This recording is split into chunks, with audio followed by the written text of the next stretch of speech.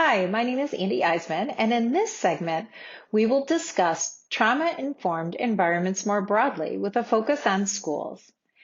The information we share really represents a curation of resources from multiple places, including the National Child Traumatic Stress Network and trauma-informed programs and practices in schools, or TIPS.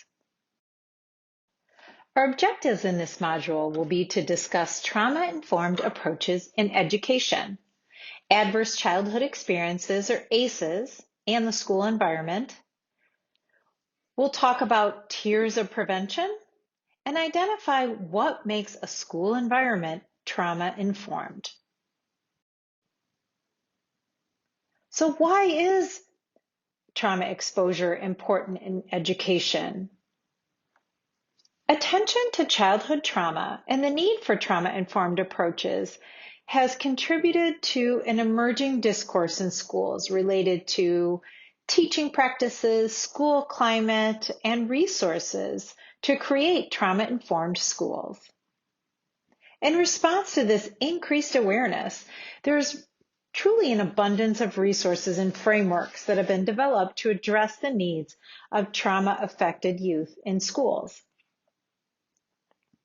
Yet many of these resources remain siloed, and creating trauma-informed schools requires attention to the complexities of school contexts.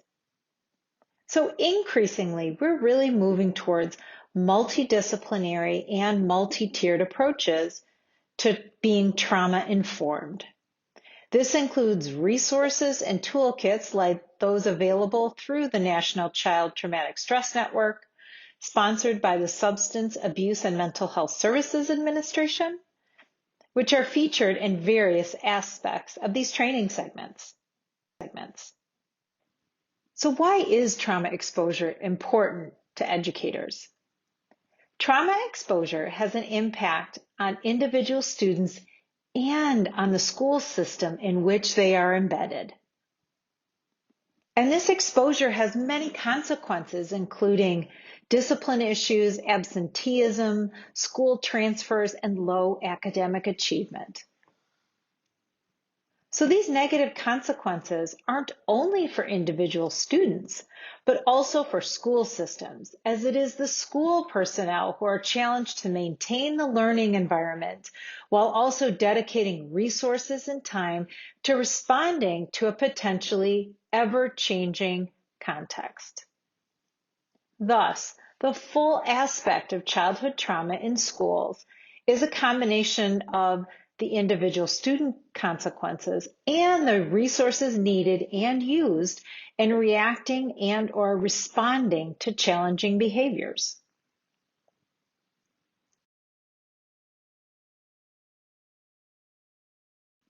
This figure depicts a sequence of events relating to trauma exposure and its consequences. It includes the environmental and personal factors that shape one's reaction to adversity. This can include things like coping strategies at the individual level or supportive networks in the environment. The trauma exposure is also a result of a combination of both environmental and personal factors, usually risks. The antecedent is the event that happens as a trigger that leads to specific behaviors. And this includes social, emotional, or physical reactions to a trigger. And finally, the consequence is the immediate response by others. This figure also illustrates several potential points for intervention, including at the system level, which can work to minimize, remove, or neutralize the traumatic event. This can include things like creating a system-wide culture that ensures that all students feel safe and supported. Related to the whole child model, this can include attention to the social and emotional climate and community involvement. Approaches to teaching new behaviors and skills in response to trauma exposure can also be part of creating a trauma-informed environment. Much of the skill building focus is a part of the Michigan Model for Health curriculum. And health education is another key aspect of the whole child model. And finally, other steps to avoid cycles of re-traumatization. By approaching the development of the whole child, we focus on creating safe and supportive classrooms where we can reduce the likelihood of triggering events through realizing trauma and its effects, through recognizing trauma signs, and being ready for responses that embrace understanding. And in this way, resisting or avoiding inadvertent re-traumatization. Our experiences during our early years actually affect how we think, feel, and behave. Adverse and traumatic childhood experiences can derail development, which is why it is important for schools to be trauma-informed. Adverse childhood experiences, or ACEs, are sadly pretty common in our society. ACEs take various different forms, including abuse, neglect, domestic violence, and difficulties stemming from mental illness and drug and alcohol abuse in the family. ACEs are more prevalent in children from disadvantaged and under-resourced communities, and discrimination can add to the stress and hardship for some. Not all forms of adversity are traumatic, but many do cause harm. In the most severe and long-lasting cases of adversity, a child's psychosocial functioning can be inhibited. Among other things, this can impact their ability to form and maintain relationships throughout their lives. Schools can provide the perfect setting to promote resilience and lessen the effects of adversity, but for some children, experiences in school pose a whole other set of emotional challenges. Traumatized children can have difficulty regulating emotions, staying on task, and relating with others, which can prompt bullying from peers and harsh discipline from teachers. This treatment can add even more stress for children and can lead them to question their safety and develop mistrust in authority figures. This can be particularly impactful if those authority figures lack awareness in how trauma affects cognition and behavior, or if they are being limited by their own implicit biases, emotional challenges, or exhaustion. Efforts are underway to change how schools serve vulnerable and traumatized children. To do this, it's important to identify which programs are responsive to diverse student populations and which are most effective and sustainable. Our research shows that school-based trauma-responsive programs use a number of whole-child and systems-oriented approaches. These approaches provide safe, nurturing, and supportive learning environments and therapeutic interventions when they are needed. They may also work to increase knowledge of trauma in school professionals, parents, and community providers. To become trauma-informed, schools must ensure that all students feel safe, respected, valued, and meaningfully engaged. Teachers and other school professionals must be able to identify symptoms of trauma and know their own biases and triggers to minimize the risk of traumatization. Social-emotional skills must be incorporated into classrooms to promote resilience and effective communication, and school professionals must establish and reinforce clear expectations for behavior. These core components can also be applied to other settings, such as child welfare and juvenile justice, to develop a broad and bold transformation of our child-serving systems. When considering trauma-informed programs and practices, it's helpful to use a multi-tiered service delivery framework. This helps consider how trauma-informed practices might be delivered. And these tiers would include a Tier 1 or universal intervention strategy to all students. It could include targeted or Tier 2 intervention strategies that are designed for at-risk students. And then finally, Tier 3, which includes selected or indicated strategies for those few students demonstrating the most intensive needs. Schools have traditionally emphasized Tier 2 and Tier 3 interventions, but we will be focusing on Tier 1 interventions that serve all students, whether or not they have been formally identified of trauma exposure. And this is important because, as we know, not all children and youth who have been exposed to trauma are formally identified.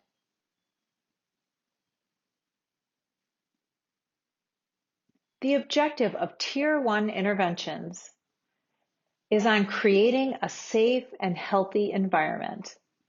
And this can include approaches or strategies to build positive and adaptive systems and classrooms that can support students developing problem-solving and coping skills, and also focuses on reducing adverse environments and adverse reactions.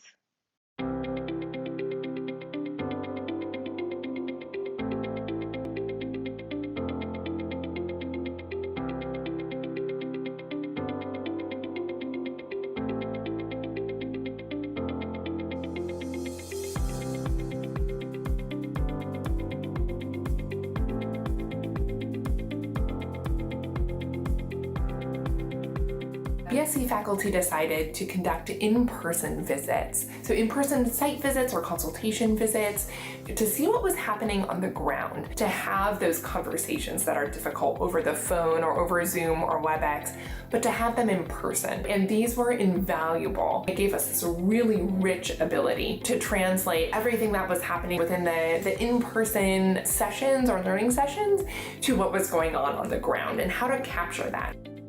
The more we know what is going on, the better we're able to show empathy, patience, maybe a little bit thinking outside the box with how we interact with them in the classroom, with what we expect from them, the time frame with which we expect from them. I have apologized to kids. I have had conversations with them like, look, we need to figure this out because your way and my way are not meshing, and that leads to deeper conversations. They're never going to remember my English class, but they're going to remember me. I think that the relationship can begin in as soon as one conversation, one real meaningful showing that everybody's input is of value and important and necessary for this process is enough to get that relationship started. But to have real meaningful and collaborative relationships, you need to show over the long term that the input they're providing does have an effect. I have this one student, he was in a co-taught environment. He literally was on his phone the entire time. There wasn't anything that I could do or the other teacher could do to engage this student. But then I kept on thinking, well, there's gotta be a reason. You know, obviously the phone was a distraction, he was playing games and things like that. But why at the expense of paying attention to anything that was going on or talking to another student or communicating? There's gotta be a reason. Through working with this young man and over a series of weeks and weeks, he really came out. It was him who has seen things differently, and he attributes me changing what he doesn't see, that in fact he has changed, and that's why the relationship has progressed. Really, if you build a relationship with a kid, they'll probably run through a wall for you. Even in the classroom as a teacher, that was my classroom management style. It was knowing my kids individually, meeting them where they're at. That was my management. I mean, I didn't have rules posted. I didn't necessarily need to go down that path because I just made sure that I connected with each kid. Psychological safety, I think, starts from a place of trust, and that definitely goes both ways. So trust between students and adults, but I think it starts with them knowing that, you know, you are a safe person, that you have normal, logical and calm responses to correct situations, and you're looking at everything from a neutral standpoint. For me, that looks like trying to start every day with a clean slate, as difficult as that may be in some cases, but also, you know, presenting the opportunity to that student or that child to say, I trust you. Here are the ways that, you know, we can build that relationship, you know, give them practical steps toward achieving that. Because I don't think that all children have adults that they can trust in their lives.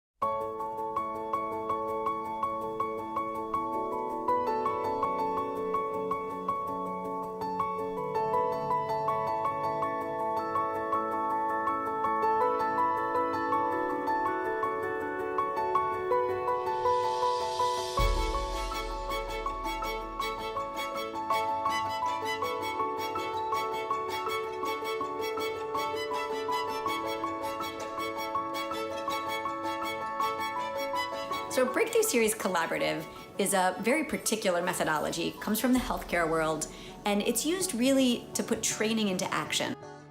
What I have noticed is there is a really big difference between the schools that have administrative buy-in and those who don't. And it's vitally important because trauma-informed care is not just a couple of teachers that are doing some wonderful work. It's all about changing the culture. And it's really hard to make that culture shift if there isn't buy-in from administration. We really have to think about the success of the BSC differently. We have to think about it as engagement, student engagement, family engagement, staff engagement. Sometimes in our community, there's the feeling that how the school is responding is not enough. And I think prior to this work, prior to becoming more trauma-informed, my inclination was to be perhaps defensive of the school's actions. And now I'm approaching families and how they perceive these interactions as from a healing perspective, and how can we really listen and hear concerns. I do my best not to be defensive and to just more hear. Then when you start thinking about the idea that schools need to reach out to try to connect with and partner with some of these families, there were a lot of different attempts that were made. There were surveys that went out by some teams. We heard about teams who had teachers who would reach out to try to make a positive phone call. And I think all of those efforts were really successful in trying to start the engagement process for families. It's just been very helpful for us as a school-wide community to refocus on educating the whole child. That's a big component of Montessori education, but it's kind of taken a turn in the extreme measures that we have to take to meet those needs for those children. So looking at that as a whole school has been really helpful. And it also helps us self-reflect on our teaching practices and making sure that we're starting with those needs first so that then the academics can fall into place. Trauma has to do with the child's perspective. So what might be normal for us or something that happens all the time is very traumatic for them. So if you're looking at it through a lens, it helps you have that compassion. It helps you see different strategies to meet that need. And whether the child you've known has gone through trauma or not, you can do that with your whole class. If you use that lens, it just helps you approach and have that compassion and that empathy for all the children in the classroom. We want to be able to be responsive to staff's needs and proactively responsive to their needs. And schools who have started to move in that direction have really been able to accelerate the buy-in of this and also be able to show the promise of how a holistic approach that's not solely focused on the whole child, but focusing on the whole school and ultimately the whole community can be a profoundly important aspect of moving towards a trauma-informed approach that fully accounts for all the experiences that shape our students' lives.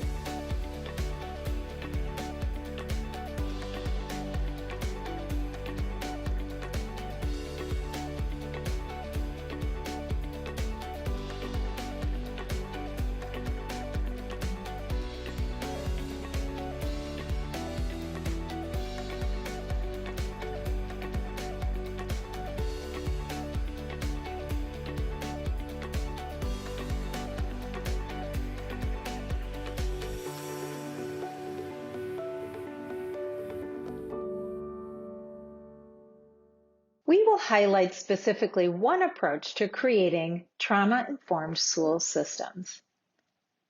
The Trauma-Informed Programs and Practices in Schools, or TIPS.